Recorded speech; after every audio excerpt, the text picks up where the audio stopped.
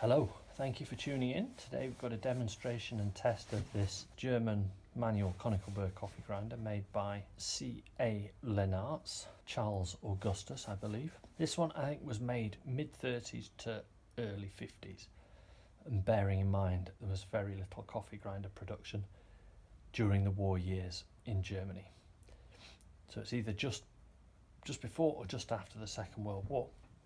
The test is as it always is. We're going to take 7 grams of coffee, we're going to put the grinder on its finest setting, and we're going to see how it does, both for speed and consistency of grind. So, as usual, the adjuster is underneath the mechanism. We adjust it so we can just hear the burrs, feel the burrs touching, but so that it's not labouring or putting stress on the mechanism.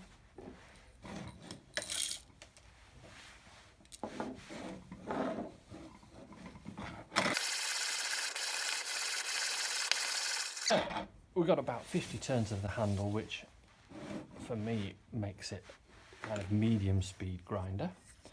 Let's have a look at what the coffee looks like. And that is what I would call a fine powdery grind. So great for your espresso maker. And of course, if you slacken the adjuster off, it will grind coarser for other coffee makers, such as French press, such as drip coffee, such as stovetop mocha. There we have it. Thank you very much for watching. Feel free to have a look at the links at the end of the video and in the description.